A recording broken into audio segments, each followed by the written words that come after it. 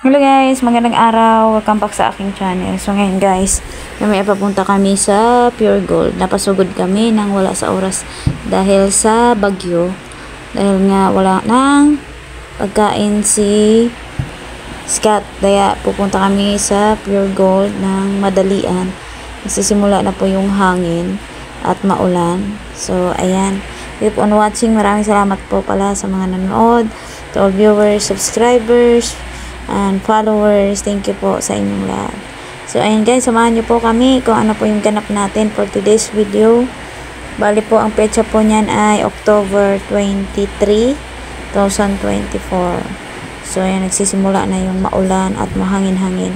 So kailangan na namin mag-ready. Wala kaming tubig. Bibili kami meron kaming tubig, isa na lang. Kaya bumili na rin kami ng tubig at ano pa yung mga pagkain na wala na kasing stock sa rep, kaya kailangan naming bumili.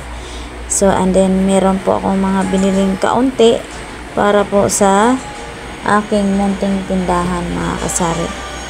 So ayan, maraming salamat po sa inyong pagsubaybay sa aking mga video. Thank you po sa lahat. Thank you guys.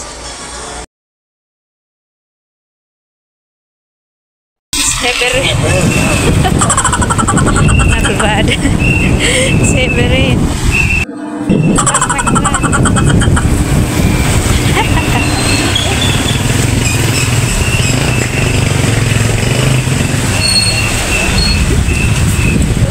I come out at 7-Eleven, I open my umbrella, honey, I went the other way because the wind blew it. It's heavy wind. So yun nga guys, andito na kami sa loob ng Pure Gold at ang lakas ng ulan at hangin.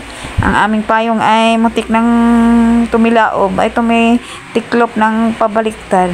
So ayan, dali-dali na kaming mamili ng mga ilang peraso lang naman. So ayan, first time ko nakakita nga ng kombi na puti. So bumili ako niyan pang merienda natin. Hindi ko pang tinda sa tindahan. Hindi ko lang alam kung mabenta ito. So ayan. Okay naman siya, yung natikman ko, mga kasari. Okay sa alright. Ayan po yung mga ilang piraso namin binili. Kailangan ng gatas ni Dudong. So ayan, tapos na po nga kami nakapamili.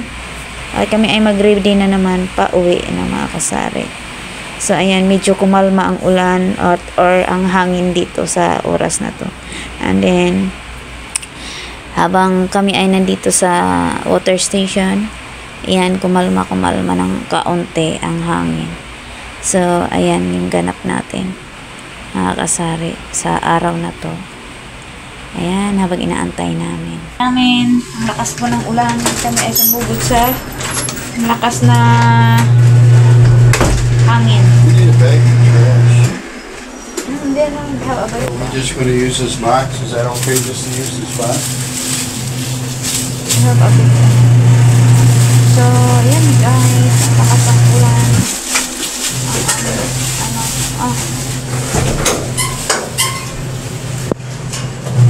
Pero natin, galing tayo sa Pure Gold. Meron na kayo ng konting binili at may kami ng bigas, tubig, asukal, ganyan.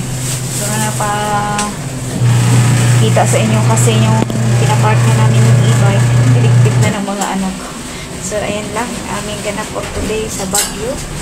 Christine, ingat po ang lahat, lalo na po sa mga lugar na bababa ang lugar at may nasalanta.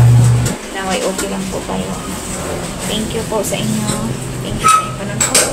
Hanggang sa muli, see you my next vlog. And God bless for everyone. Nabala-bala na ang tindera.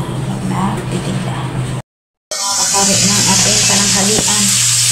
Tapos natin magpunta sa Pure Gold. Ito yung ulam natin. Ayaw na naman ito ni Scott. Amoy ng isda talaga. Ayaw niya. Pero para sa akin, ang sarap ng isda. At mag-continue naman ang maglaba.